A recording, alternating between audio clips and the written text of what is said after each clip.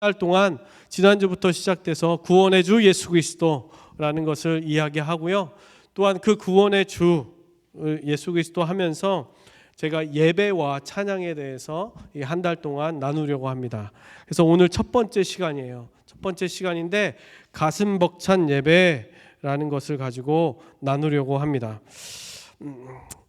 여러분들 한번 가슴이 언제 벅차올랐나 한번 좀 생각해 보세요. 최근에 나는 언제 가슴이 막 이렇게 벅차올랐지? 가슴이 막 떨리고요.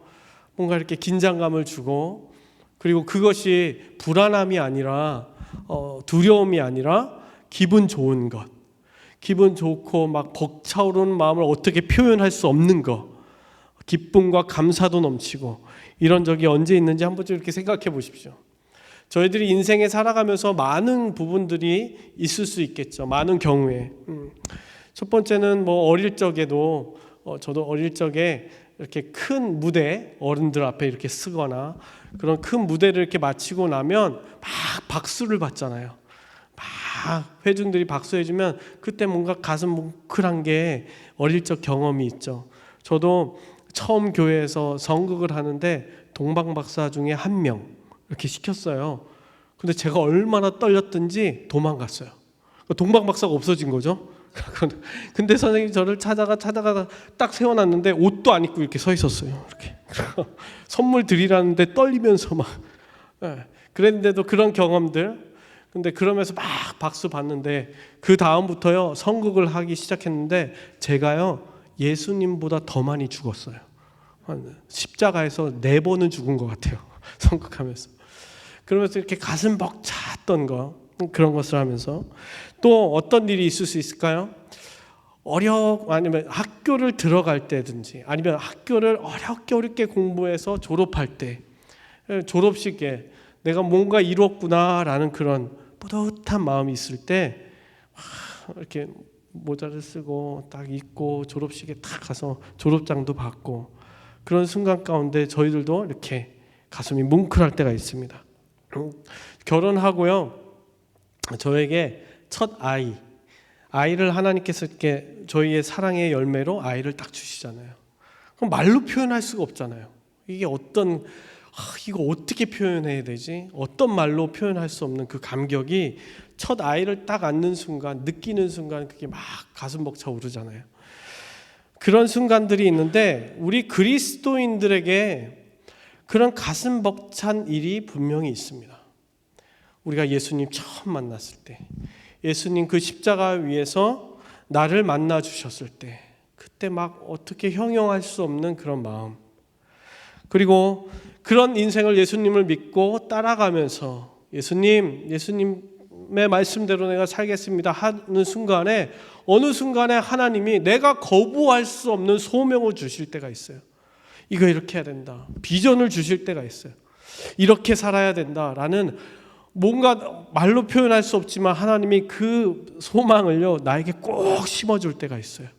그럴 때 막 가슴이, 저도 막 대학교 때요 그것을 막 받고선요, 하나님 북한으로 보내주시옵소서, 내가 가겠습니다, 저들을 다 변화시키겠습니다. 제가 막 38선 가까이 가서요 가겠다고, 제가 가면 다 변화될 줄 알았어요. 지금은 아니지만 그런 막 어떤 감동을 막 줄 때가 있어요. 그리고 성령님을 내가 정말 인격적으로 만났을 때, 성령님이 내 머리끝부터 발끝까지 막 삐쭉삐쭉 쓸 정도로, 저도요 막 성령님 딱 만나면 완전히 쓰러졌어요. 어떻게 제가 통제할 수 없고 이성으로 이해할 수 없는데 성령님이 진짜 바울을 만났던 것처럼 나의 인생 가운데 탁 만나시는 순간 이게 기쁨, 자유함, 그것을 막 누리는 삶, 그것이 밤새도록 찬양하고 뭐 어떻게 해도, 제가 성령님 딱 처음 만났을 때요 저한테 스티그마가 있었어요. 어떤 거냐면요, 이 손바닥, 여기 양쪽 손바닥하고요 머리 여기가요 뜨거워서 잠을 못 잤어요. 밤새 뜨거워가지고 이거 어떻게 해야 되지?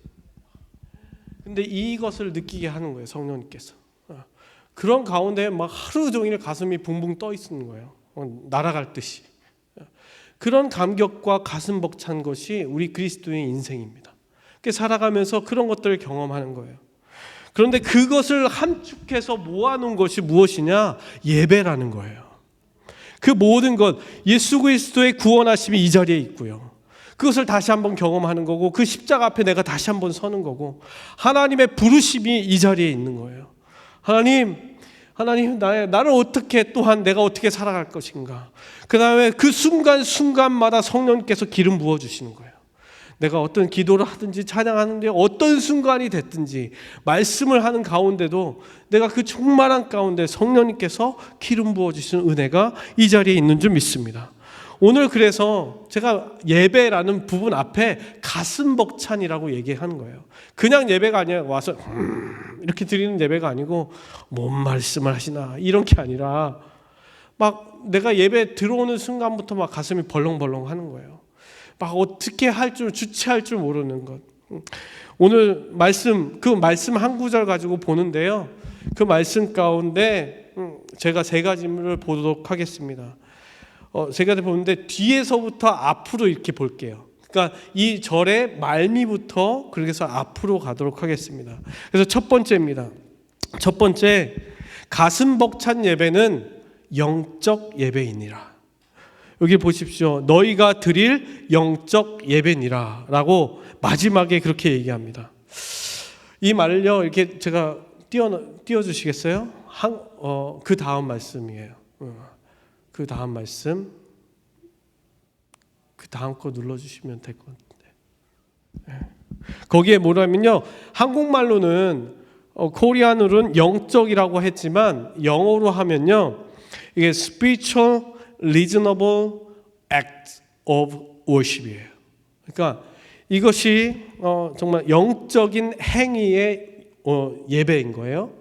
그런데 이것을 그리거로 보게 되면요, 이렇게 얘기해요. 로기코스라는 단어예요. 로기코스. 여기 있을 텐데 왜 안 나온지 모르겠네요. 로기코스라는 단어인데요. 이 단어는 한 단어인 것 같은데 두 단어로 이렇게 합쳐져 있습니다. 그게 무엇이냐면 첫 번째는 라직이에요. 논리. 그 다음에 리즌이에요. 이유.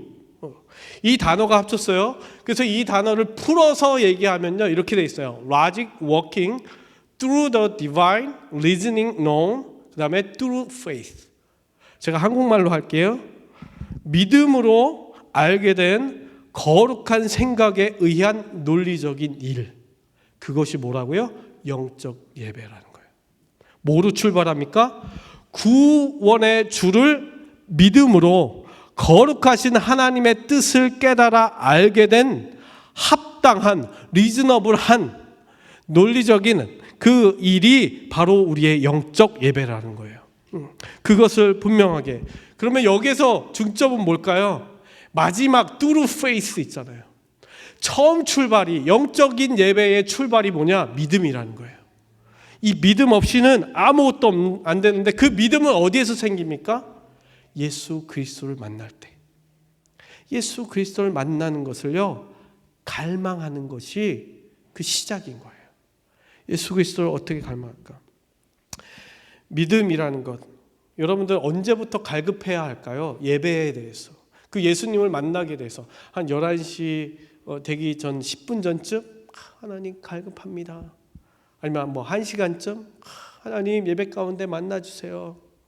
아니면 하루 전에 뭐 토요일 날 저희도 어제 새벽에 여기서 주일 예배를 위해서 막 기도했어요. 뭐 하루 전쯤. 언제 우리가 이런 갈급함을 가져야 될까요? 예배에 믿음으로 나아가기 위해서.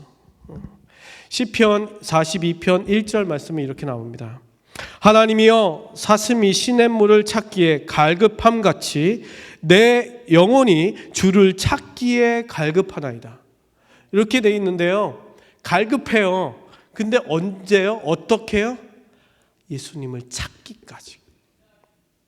찾기까지예요. 찾기까지. 그러니까 늘 언제나 주님을 내가 만날 때까지 갈급함이 있어야 된다는 거예요. 예수님 너무 힘들어요. 그래서 만나주세요. 예수님 지금 너무나 외로워요. 예수님 만나주세요. 제발. 그 어떤 순간이 되든지. 예수님 너무나 두려워요. 무섭고 떨려요. 그러니까 만나주세요. 지금 만나길 원합니다. 예수님 머릿속이 너무나 복잡하고요. 제가 어떻게 해야 될지 모르겠어요. 그러니까 만나주세요. 예수님 만나주세요. 그 어떤 상황이 됐든지 그 언제든지 여러분들에게 갈급함이 있어야 된다는 거예요. 그 갈급함. 그러면요, 그 갈급함에 예수님께서 만나주세요. 뭐라고 얘기하십니까? 예수님께서 요한복음 6장 35절 말씀에 예수께서 이르시되 나는 생명의 떡이니 내게 오는 자는 결코 줄이지 아니할 터이요 나를 믿는 자는 영원히 목마르지 아니하리라. 예수님께서는요, 갈급해하는 사람, 예수님을 찾고 만나고 싶어하는 사람에게 채워주세요. 오늘도 그냥 이렇게 있는 게 아니라요, 하나님 내가 갈급합니다. 예수님 만나는 것을 내가 원합니다 라고 하면요, 예수님께서 오셔서 채워주세요. 만나주세요. 그 만남이 있으면요, 우리에게 믿음이 확 올라오는 거예요. 그 믿음. 그러니까요, 이 예배 가운데요, 여러분들 조금 더 생각해 볼게요. 성숙함으로 조금, 우리가 믿음의 사람으로서, 예배자로서 조금 더 생각하고 싶은 건요, 그러니 이 예배 가운데는요, 그 갈급함이 없는 거예요. 이미 갈급함을 체험을 받고 나오는 게 예배인 거예요. 여러분들이 가슴 벅차고 영적 예배가 되시려면요, 그냥 예배가 아니라 나에게 이 영적 예배가 되고 싶으시면 저 문 밖에서 이미 체험을 받고 들어오는 거예요. 이 예배 가운데, 주의 예배 가운데 나오실 때요, 그런 경험들이 내 일상 가운데서 갈급한 영혼 가운데 나를 채우시는 하나님을 만난 다음에 그 믿음을 갖고 나오는 예배가 이 예배인 줄 믿습니다. 그냥 서 있는 것이 아니라 그냥 하나님께서 분명히, 예수님께서는요, 지금도요, 우물가의 여인을 찾으세요. 그렇게 갈급하시는. 그리고 여러분들을 너무나 만나고 싶어 하세요. 왜냐하면 그분은 영원한 것을 여러분들이 주시길 원해요. 영원한 것을. 그것을 체험받고 그 체험으로 인해서 가슴이 막 벅차오르는 그 상황 가운데서 예배의 자리로 나오시는 저와 여러분들 되길 주님의 이름으로 축원합니다. 두 번째입니다. 두 번째는 뭐냐면 여기 말씀 가운데에 가슴 벅찬 예배는 거룩한 산 제물이 되는 예배이다 라고 얘기합니다. 거룩한 산 제물, 여기 living sacrifice, 살아있는 제물, 뭐로요? with our bodies, 우리의 몸으로 산 제물로 드려라 라는 겁니다. 여러분들, 제물이라는 거, 제물이 제물 된다는 것은 어떤 의미일까요? 하나님께서 받으셨다라는 거예요. 여러분들 잘 들으세요. 하나님께서 받지 않았다면요, 나는 내 모양으로 제물을 드렸지만 하나님이 받지 않으셨으면 제물이 아닌 거예요. 제물이긴 하지만 모양은, 근데 제물이 아니죠. 이것은 무엇을 전제로 하냐? 분명한 것은 제물은 하나님께서 받으시는 제물이어야 된다는 거예요. 그것이 전제예요. 구약에서 하나님께서 성막 안에서 제사를 드릴 때의 제물을 어떻게 드리라고 했는지 나와 있습니다.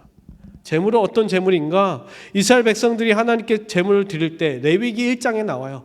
딱 레위기 시작하자마자 너희들이 제사를 드릴 때 어떻게 해야 되는지 1장에 나오는데 첫 번째가 이겁니다. 1장 4절 말씀입니다. 1장 4절 말씀에 그의 번제의 머리에 안수할지니라. 첫 번째가요, 내가 데리고 온 그 제물에다가 안수를 해요. 그 이유는 뭐냐? 그를 위하여 기쁘게 받으심이 되어 그를 위하여 속죄가 될 것이니라. 무엇이냐면 제물을 들고 간 사람이 그 사람의 죄를 그 제물에다가 전가시키는 거예요. 그것이 안수예요. 전가시키는 것. 그러면 두 번째는 무엇이냐면 그 다음 제물을 잡아 죽이고 피를 모아 드리는 겁니다. 레위기 1장 5절 말씀입니다. 그는 여호와 앞에서 그 숫송아리를 잡을 것이며, 이거 잡는 건요, 죽이는 거예요. 그냥 이렇게 잡았다 목 메고 이렇게 잡은 게 아니라요, 거기에서요 목을 이렇게 전문용어로 딴다고 그러죠. 목을 땁니다. 그래서 죽이는 거예요. 그 피를요, 그 받아서 제사장에게 줍니다. 모든 피를. 그것을 제사장이 가서요 제단 사방에다가 뿌립니다. 이것은요 레위기 17장 11절에 나와 있어요. 육체의 생명은 피에 있음이라. 내가 이 피를 너희에게 주어 제단에 뿌려 너희의 생명을 위하여 속죄하였다. 제단 앞으로 나아가야 되는데, 우리가 하나님 앞으로 나아가야 되는데, 우리가 죄가 있으면 그 제단 앞에 나갔다가 하나님 만나면 죽는 거잖아요. 그러니까 이 피로 말미암아 우리가 그 속죄를 받았다는 거예요. 죄인임에도 불구하고 하나님 앞에 나아갈 수 있다라는 것입니다. 그러니 생명이 피에 있으므로 피가 죄를 속죄하느니라.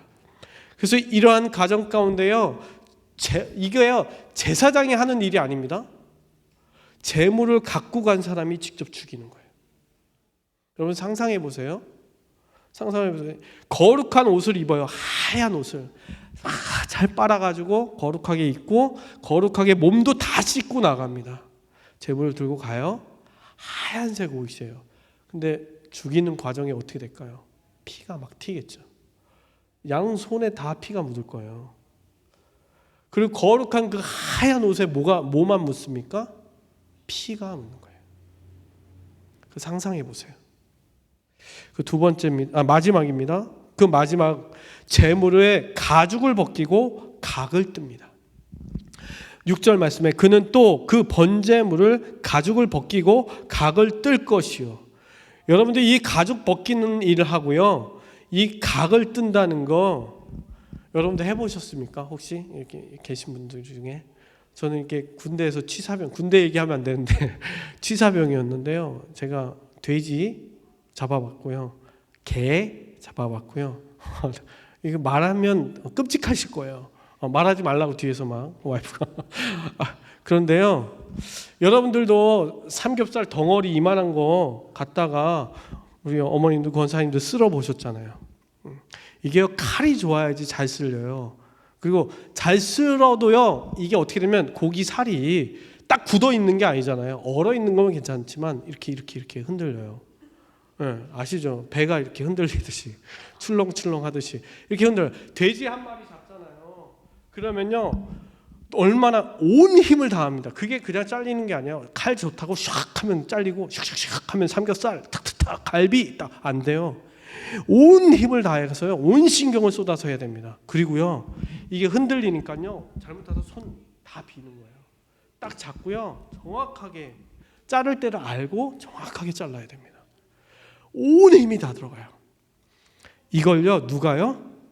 제사를 드리는 사람이, 제사장이 아니에요. 그거를 각을 다 뜹니다.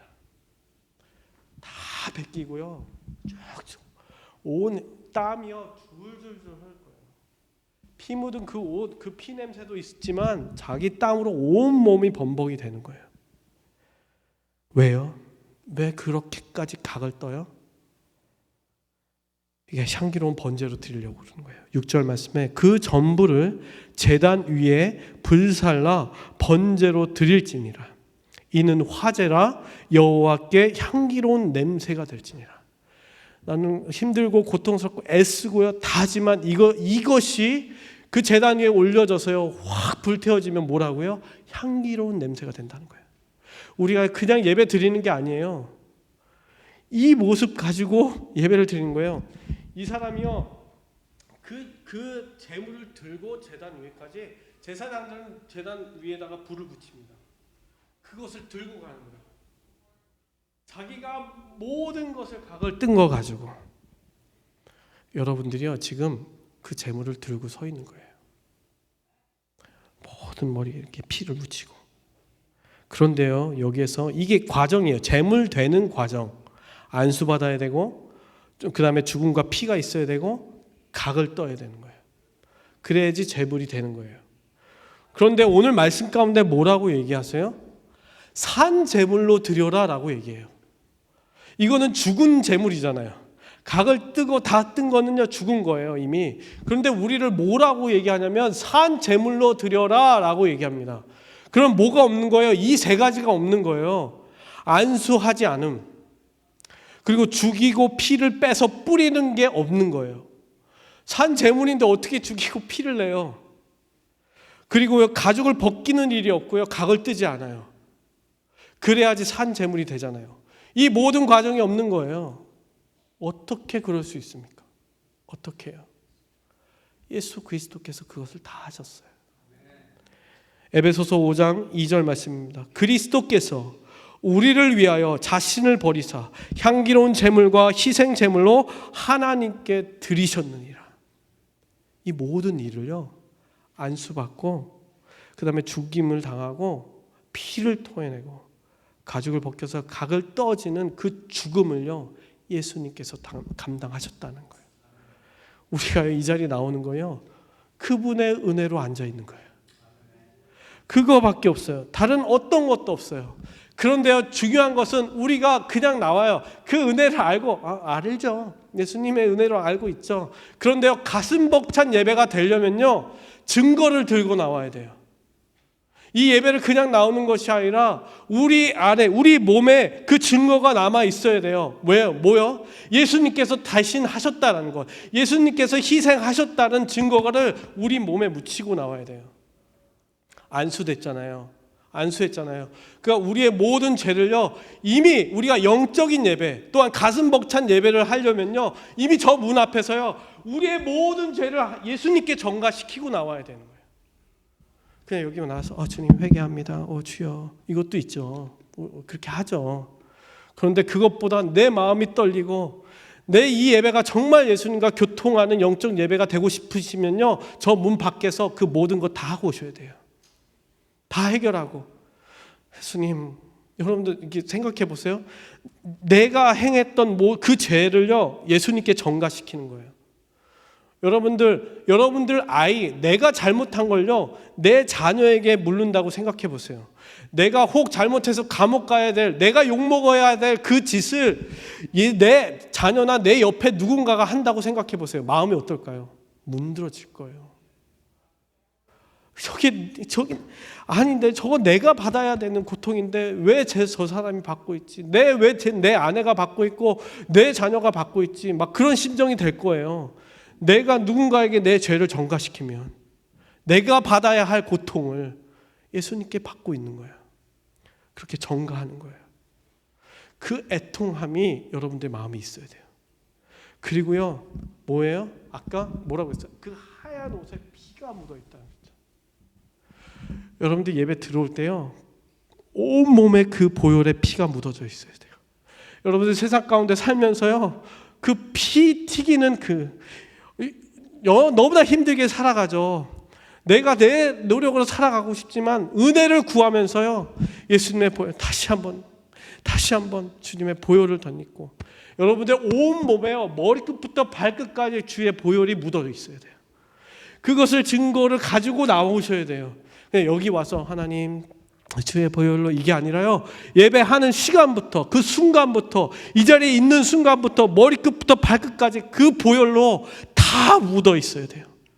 마지막은요, 그 죽으신 제물 대신 그 예수님을 들고 서 있는 거예요.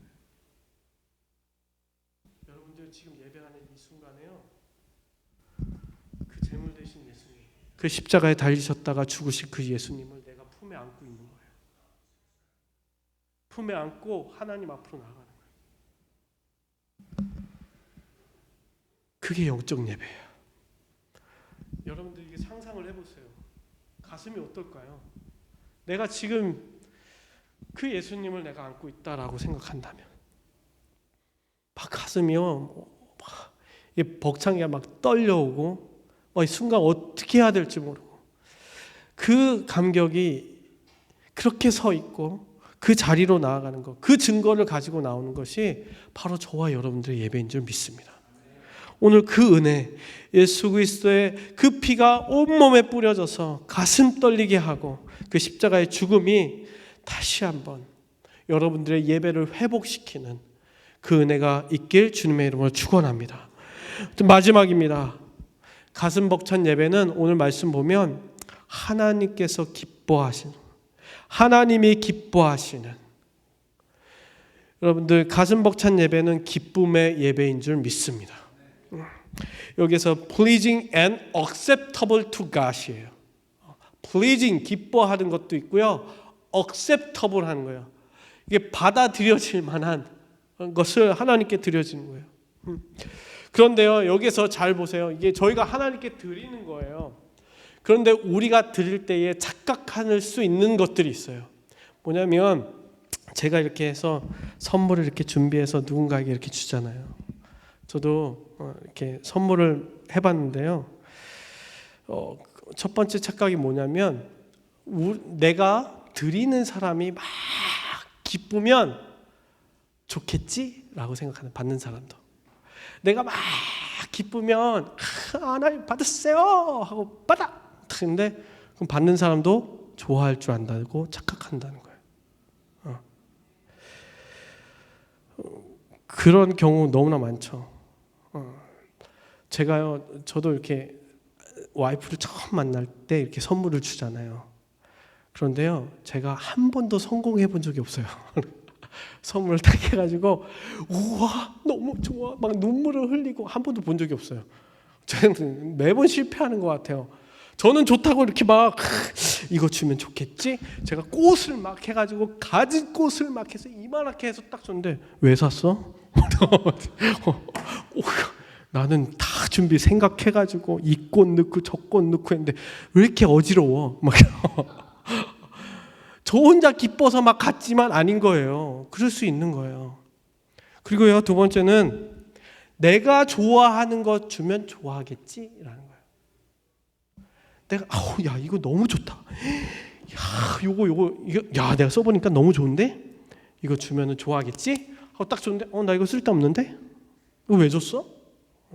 아니 내가 써보니까 너무 좋더라고. 그래서 준 거야. 근데 그 사람은 필요 없는 것일 수 있는 거예요. 마지막은요, 정성을 다해요. 온갖 내 밤새 쓰고 붙이고 여기 이렇게 해서 이거 포장을 이렇게 딱 쌌다 풀었다 쌌다 풀었다 이렇게 해서 딱 줬는데 딱 버리고 푹 풀어버리고 쓰레기통 딱 버려버리고 나는 내가 그거 밤새서 했어. 어떻게 내가 정성과 수고와 다 들어갔는데 어떻게 그럴 수 있어? 막 화를 내죠. 준 사람이 또 오히려 근데 우리 이럴 수 있다라는 거예요. 그런데 우리의 예배도 마찬가지일 수 있다라는 거예요. 우리 예배도 내 기분에 기분 하나님 드렸어요. 딱 내가 좋아하는 예배 고르잖아요. 저쪽 나는 이런 예배가 좋아. 가서 이렇게 드려야지. 여기 나는 조용한 예배가 좋아. 내가 좋아하는 것 그럴 수 있잖아요. 내가 정성과 수고를 다 드려요. 예배 준비하는 거 쉽지 않죠. 찬양팀도 막 연습하고 일주일 동안 또 보고 모르는 거면 또 연습하고. 그런데요, 하나님께서 기뻐하시는 예배라는 거예요. 하나님께서. 내가 기쁜 게 아니라 내 방식대로 내가 원하는 대로 내가 하고 싶은 대로 하는 것이 아니라 그 받으시는 분이 기뻐해야 된다는 거예요. 그러면요, 이러한 우리에 깔려있는 이런 생각들을 없애려면 어떻게 해야 될까요? 성경 처음부터 쭉 그 이야기 속에 흐르는 영적 원리가 한 가지가 있어요. 그것이 무엇이냐면 제가 3가지 샘플을 드릴게요. 첫 번째는 이스라엘 백성들이 이제 사사 시대를 이렇게 지내고요. 사사 시대를 지내고 사무엘이 이제 마지막 사사가 되었을 때에 사무엘 1장부터 쭉 나오죠. 근데 8장에 보면 무엇을 요구합니까? 왕을 요구해요. 왕을. 그래서 그것을 우리도 장로들이 다 나와가지고 우리에게도 모든 나라가 있는 왕이 있었으면 좋겠습니다. 그래서 사무엘이 그걸 들어요. 야, 어떻게 그럴 수 있냐? 우리는 이스라엘 백성들은 하나님을 섬기는 자들이다. 어떻게 왕을 요구하느냐? 불편했어요. 듣고 불편해했어요. 그리고 막 좀 화도 났어요. 그런데 하나님 앞에 나가서 구했어요. 여호와께 구했어요. 물어봤어요. 근데 하나님 뭐라 하세요? 허락하셨어요. 그래, 왕을 세워라. 그런데 어떻게 됐습니까? 다윗 왕 때 잘 된 것 같죠? 그런데 성경은요, 그렇게 끝나지 않습니다. 열왕기 상하 보세요. 역대 상하 보세요. 왕들 때문에 힘들어져요. 나라가요, 다 무너집니다. 하나님 백성들이 다 흩어지고요, 다 전락하고 말아요. 잘 보세요. 허락하셨는데요, 그게 어떻게 되는지. 두 번째는요, 출애굽 이후를 보세요. 출애굽해서 이스라엘 백성들에게 하나님께서 무엇을 주셨냐면 은혜로 만나를 주셨어요. 근데 아침마다 만나를 막 이렇게 주셨어요. 그런데 이스라엘 백성들이 그걸 며칠 먹다 보니까 질렸어요. 그러니까 불평을 했죠. 고기도 주십시오. 고기도. 그러니까 그것을 또 모세가 막 화가 나다가 또 간구했어요. 하나님 어떡합니까? 고기도 달랍니다. 하나님께서 메추라기를 주셨죠. 그런데 어떻게 됐어요? 허락은 하셨어요. 그런데 민수기 11장 33절 말씀에 고기가 아직 이 사이에 있어 씹히기 전에 여호와께서 백성에게 대하여 진노하사 심히 큰 재앙으로 치셨느니라. 각시서 고기 먹더니 이빨에 사이 끼기 전에 죽었어요. 이게 잘 보세요. 인간이 원하는 것을 구해서 허락받은 은혜, 그런 은혜가 있을 수 있어요. 우리는 그렇게 생각하죠. 그것도 은혜라고. 내가 강구해가지고 허락 받아냈어. 그러니까 맛있다. 그런 은혜가 있고요.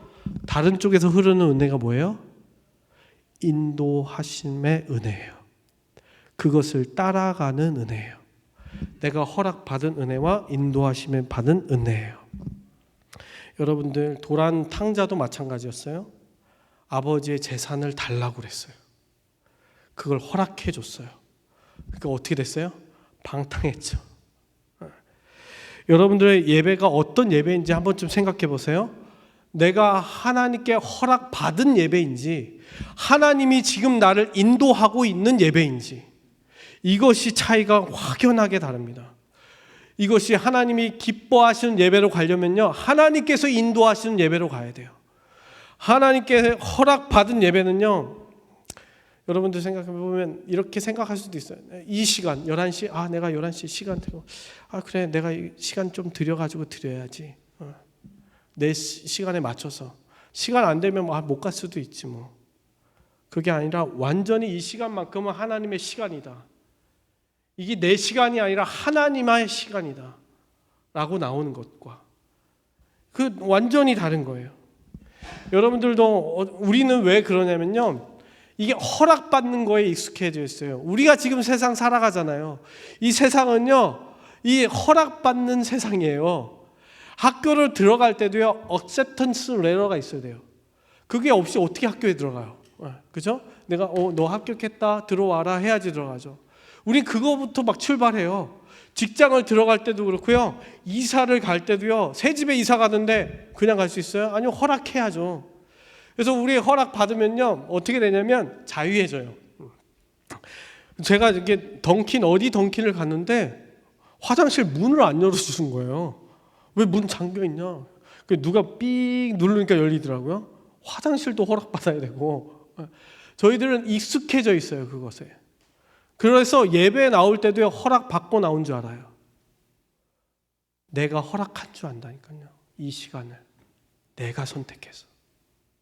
이런 예배. 그럴 수 있어요. 맞는 건 맞는 건데 뭐냐면 우리가 파라무스의 이 교회를 선택했어요. 우리의 선택이죠. 하나님이 가서 선택하여라 이러지 않았어요. 11시에 예배 드리는 거요, 시간 정한 거요, 우리가 정했어요. 선택했죠. 그리고 예배의 순서도 있어요. 이렇게 예배하고 저렇게 예배하고, 이렇게도 했다가 저렇게도 했다가, 이때는 이렇게 헌금을 하고 이렇게 들어오면서 이렇게 하고, 찬양은 어떤 시간 이만큼 하고, 저희가 다 정했어요. 약속했어요. 그런 하나님께 허락 받았죠. 그런데요, 그것을 뛰어넘으라는 거예요. 이 모든 것을 뛰어넘으라는 거예요. 뛰어넘어서 허락받은 것이 아니라 그 허락받은 위에서요, 하나님의 인도하심을 받으라는 거예요. 하나님의 인도하심. 그것을 이렇게 얘기하고 있습니다. 요한복음 4장 23절에서 24절 말씀, 여러분들이 알고 있는 말씀입니다. 아버지께서 참되게 예배하는 자들을 영과 진리로 예배할 때가 오나니 이는 곧 이때라. 아버지께서는 자기에게 이렇게 예배하는 자를 찾느니라. 뭐라고요? 지금 사마리아 여인을 만났어요. 사마리아 여인이 뭐라고 했어요? 저기에서 예배 드리는 겁니까? 예루살렘에서? 아니면 이 땅 사마리아에서 예배 드리는? 언제입니까? 어디에서 예배 드리는 겁니까? 근데 예수님이 뭐라고 하세요? 그거 중요하지 않아. 그거 얘기 안 하세요. 예루살렘이다, 여기다, 뭐 이런 걸 얘기하지 않아요. 뭐를 얘기하세요? 네가 영적인 상태가 어떤지 물어보시는 거예요. 저와 여러분들 이 모든 예배의 이런 형식과 모든 것들을 다 뛰어넘으세요. 왜냐면요, 이거는요, 조금만 지나잖아요. 다 전통이 돼요. 습관이 돼요. 어쩔 수 없어요. 사람이 만드는 거. 우리 언더교회 교회는 여기서 이렇게 이런 모습으로 예배 드립니다. 역사가 될 거예요. 그런데 그것을 뛰어넘어서요, 우리 한 사람 한 사람들이요, 여기에 나와 있듯이 영적으로 깨어 있어서 하나님의 인도하심을 받으며 예배하는 자리가 이 자리인 줄 믿습니다. 그것을 내가 뭐 허락받고 안 받고가 아니라요, 내 영이 깨어 있는 거예요. 여기에서 뭐 어떤 순간, 찬양하는 순간에도요, 내 영이 영과 진리로, 영과 진리가 무엇입니까? 다른 거 아니잖아요. 성령과 진리의 성령이에요. 성령님이 내 안에 충만해 있어서요, 성령께서 나를 인도하시는 가운데 있는 거예요. 찬양을 하든지 기도를 하든지 지금 말씀을 듣든지, 오늘 목사님의 말씀을 어떻게 하는 이게 아니라요, 성령의 충만한 가운데 어떤 말씀이 나에게 지금 들려오는지, 어떤 것이 하나님의 말씀에 나의 마음밭에 이렇게 새겨지고 있는지 그 영이 깨어서요, 그 인도함을 받으며, 그게 예배의 시작이었고요, 그것이 교회의 시작이었어요. 여러분, 누가복음 4장 1절 말씀에 예수께서 성령의 충만함을 입어 예수님의 사역도 그렇게 시작하셨습니다. 인도함을 받으셨어요. 그분 삶 자체가 예배이셨어요. 사도행전 2장 4절 말씀에도 그들이 다 성령의 충만함을 받고 성령이 말하게 하심을 따라 다른 언어들로 말하게 하기 시작하였더라. 그것이 예배의 시작이었어요. 사도행전 13장 52절 말씀에 제자들이 기쁨과 성령이 충만하니라. 어떻게 해요? 그 충만함으로 나아갔어요. 예수님을 전하고요, 사역을 시작했고요, 그 가운데서 만나는 사람들마다 붙잡고 찬양하고 기도하고 예배했던 거예요. 그 기쁨의 성령의 충만함으로. 여러분, 이제 정리합니다.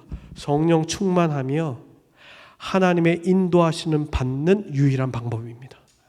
다른 어떤 것이 없어요. 내가 하나님의 인도하심을 어떻게 받지? 성령 충만함을 받으면 돼요. 그 다음에요, 그렇게 인도하심을 받으면요, 하나님이 기뻐하시는 예배가 되는 줄 믿습니다. 그 인도하심. 그러면 하나님이 기뻐하시는 예배가 되면요, 어떻게 돼요? 우리 가슴이 벅차오른다니까요. 하나님이 막 내가 예배하고 있는데 나를 너무 기뻐하시는 거예요. 그 좋아하시는데 내 가슴이 어떻겠어요? 막 가슴 벅차오르는 거예요. 그 예배가 바로 저와 여러분들이 드리는 예배가 될 줄 믿습니다. 정리합니다. 구원의 주 예수 그리스도, 우리는 그분을 믿습니다. 그분이 이 자리에 계신 줄 믿습니다. 그분이 하신 모든 사역이, 그 역사가 이 예배 가운데도 이루어지는 줄 믿습니다. 그러므로 우리가 정말 그분의 갈급함으로 채워짐으로, 그분, 우리 안에 예수 그리스도로 채워진 모습으로 나오고, 또한 그 영적인 예배 가운데에 우리 화목 제물 되신 그 예수 그리스도를 안고 이 자리에 서서 온전히 성령께서 우리를 채우시는, 성령님이 우리를 인도하시는 그 예배의 자리로 나아가는 저와 여러분들의 삶의 예배가 되시길, 살아있는 예배가 되시길 주님의 이름으로 축원합니다.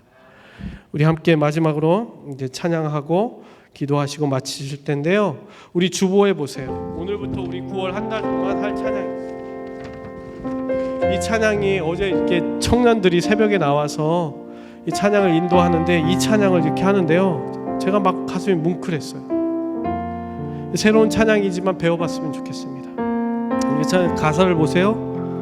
오 주님, 당신은 내 삶 구석구석까지 감찰하시며 나를 응원하시는 분이십니다. 내 길을 밝혀서 영원한 생명의 길로 인도하시며 나를 격려하시는 분이십니다. 크고 작은 갈등을 겪곤 하지만 항상 결국 당신을 선택합니다. 크고 작은 갈등을 겪곤 하지만 항상 결국 당신을 선택합니다. 이 고백이 여러분들의 고백이 되기를 원합니다. 그 다음에 나의 유일한 고백, 그 대상은 오직 아름다운 당신뿐입니다. 오직 당신뿐입니다.